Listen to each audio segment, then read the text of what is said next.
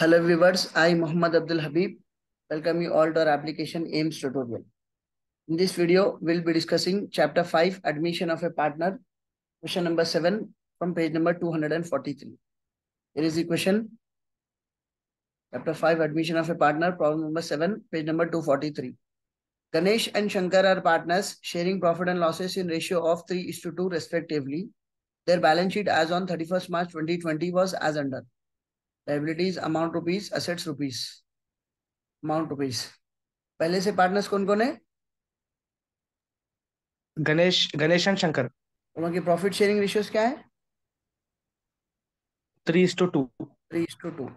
अब नया पार्टनर कौन आ रहा बिजनेस में? On 1 April 2020 they decided to admit Mr. Balu for 1/4 share in future profits. The conditions of admission are as follows. तो Balu should bring rupees 75,000 as capital. Balu क्या capital investment कितना है? 75,000। यहाँ पे बाई मिस्टेक 7,50,000 आ गया. It should be 75,000. ये typing mistake है, ये सिर्फ 75,000 है. 75,000 as capital and 40,000 as goodwill.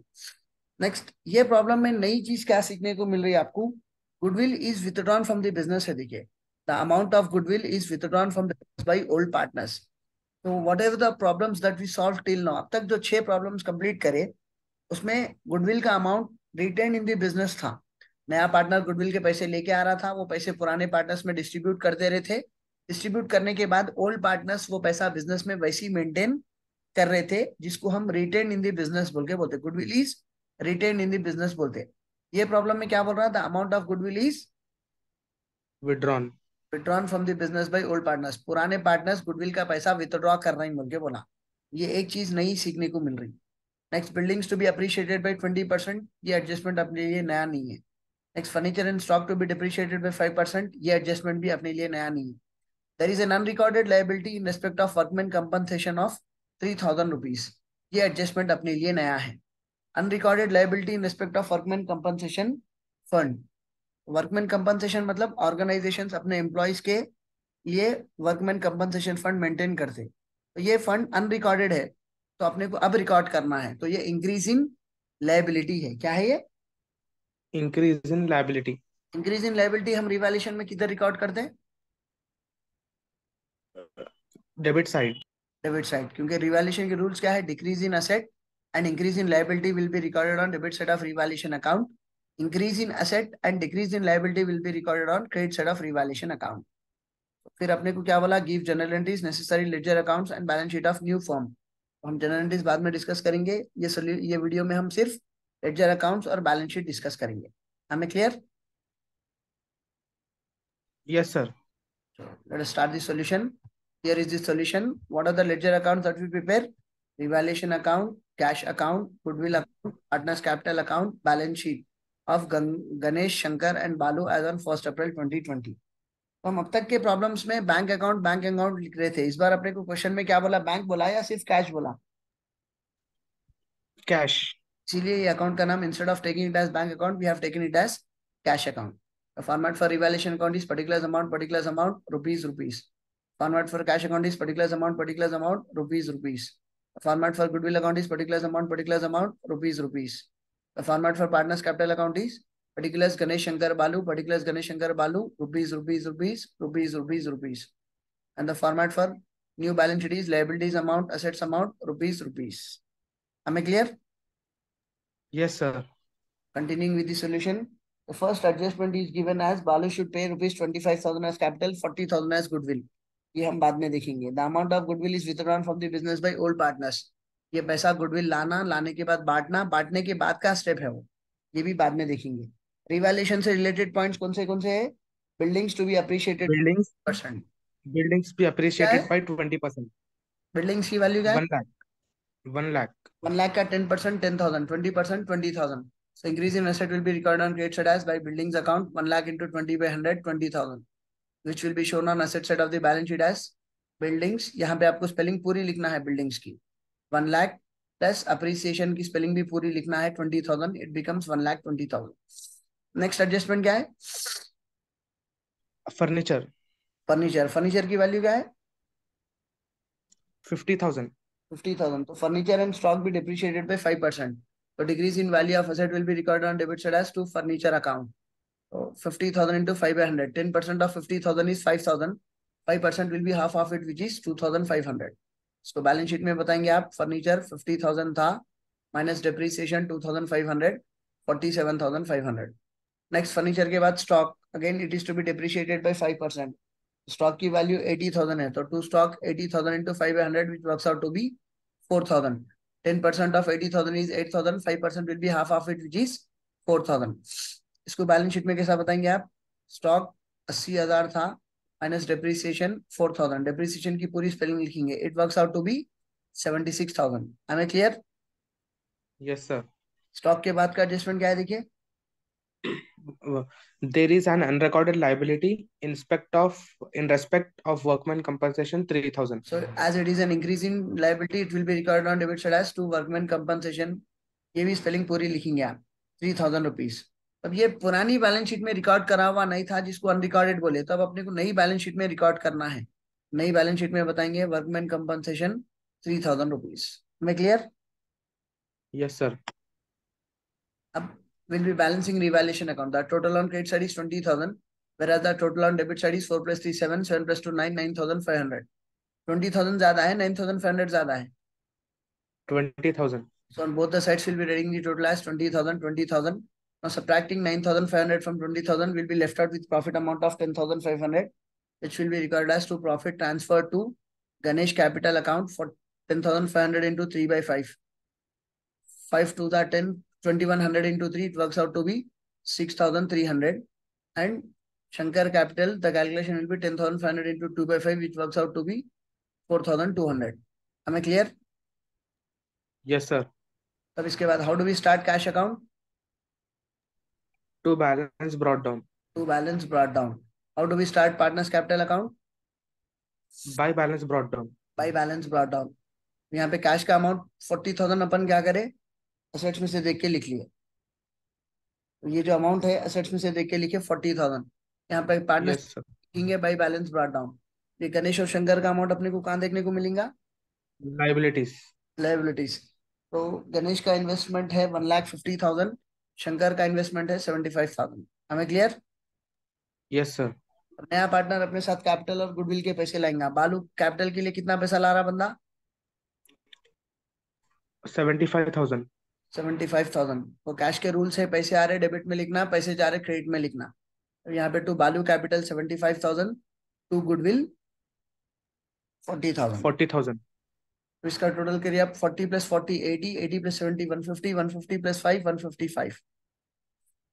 तब इसके बाद अब ये प्रॉब्लम है, क्योंकि गुडविल का पैसा विथड्रॉ कर रहे हैं, हम अभी कैश का बैलेंसिंग अभी नहीं करेंगे. अब तक हम कैश का बैलेंस करके कैरी डाउन बार डाउन कर रहे थे. But in this problem, as the amount of goodwill is withdrawn by old partners, the balancing for cash account will not be done immediately. अभी इसका बैलेंसिंग नहीं करेंगे. हमें क्लियर. Yes, sir.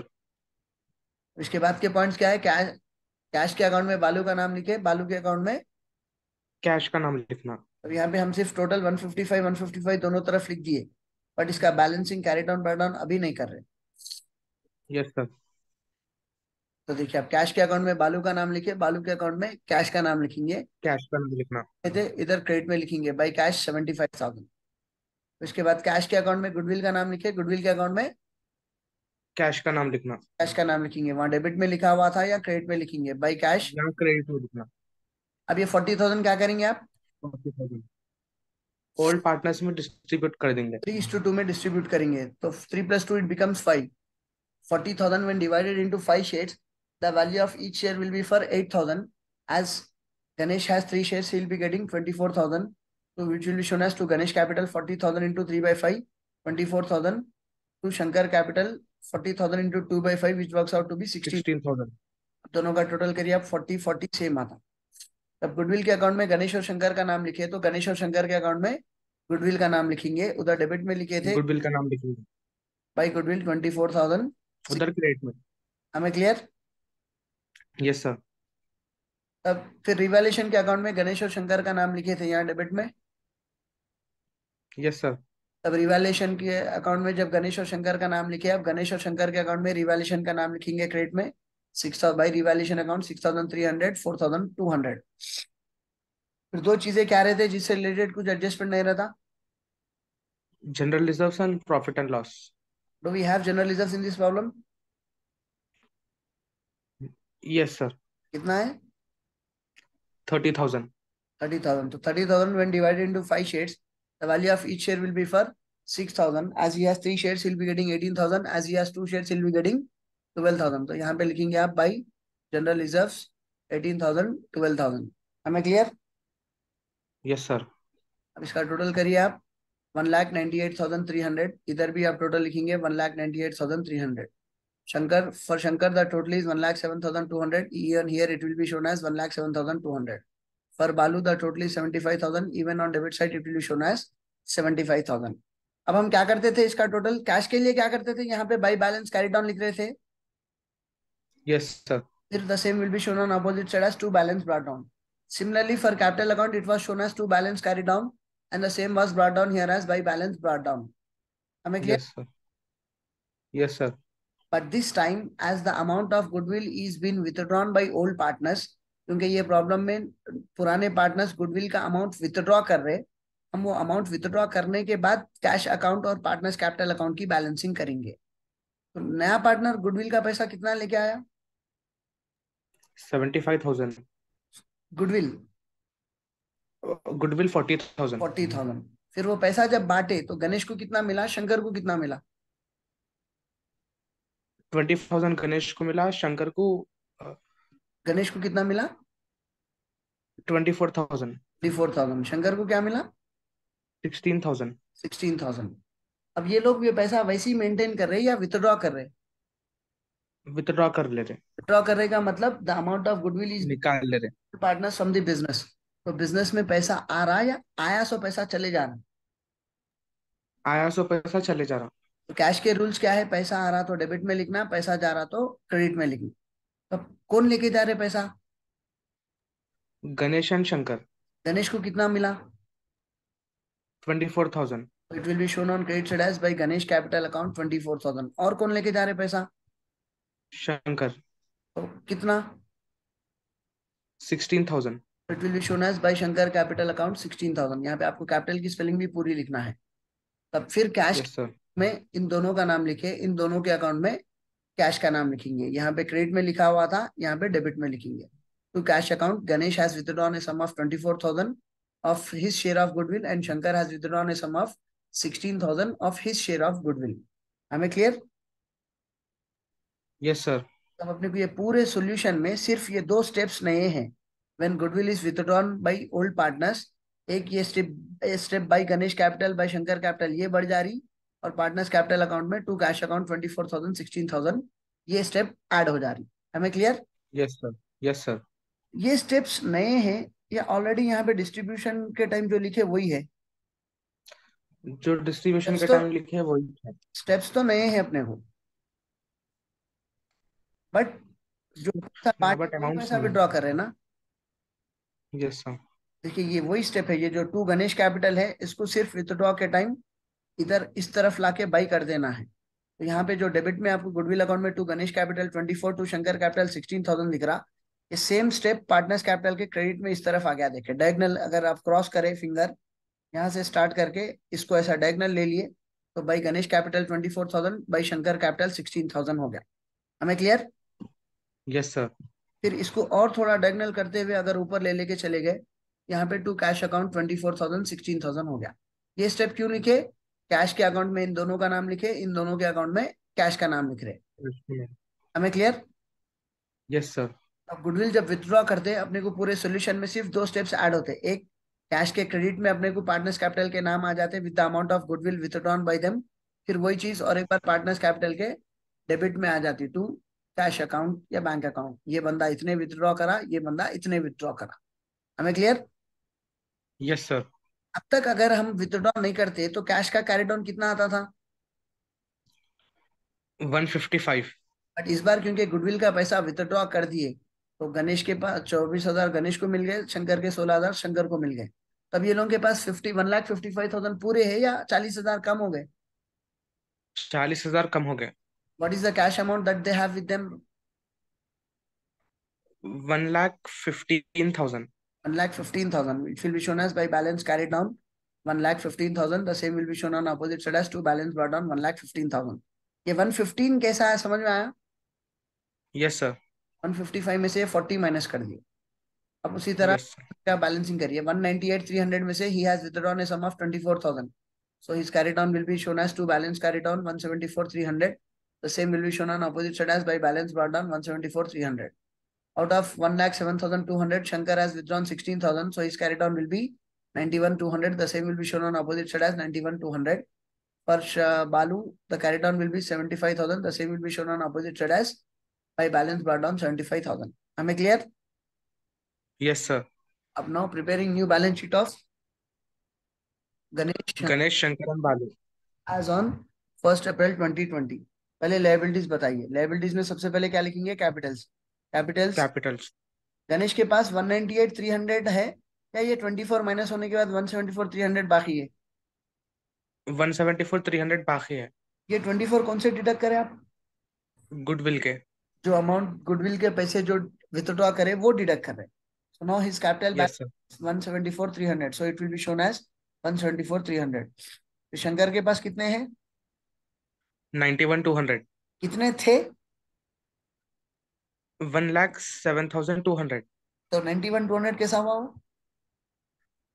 16,000 गुडविल के deduct करे, विथड्रॉ कर लिए, इस वास्ते डिडक्ट करे.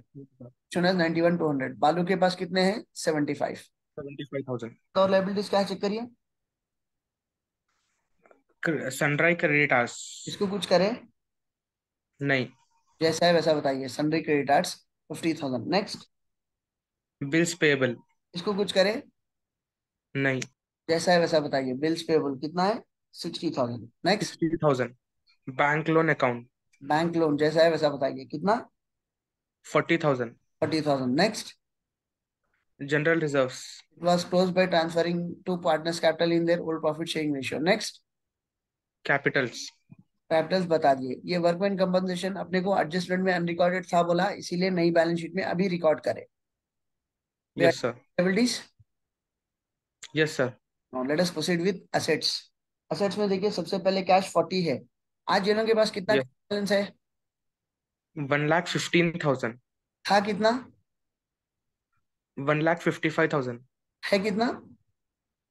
1,15,000. क्यों? Because goodwill is withdrawn. Withdrawn by old partners. Ganesh has taken 24,000. Shankar has taken 16,000.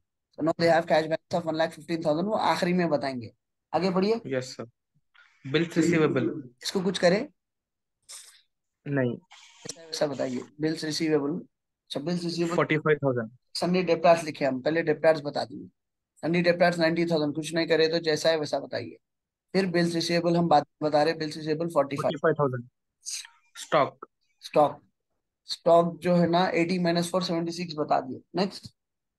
Furniture देखिए 50 माइनस 2500 47,500 बता दिए. नेक्स्ट.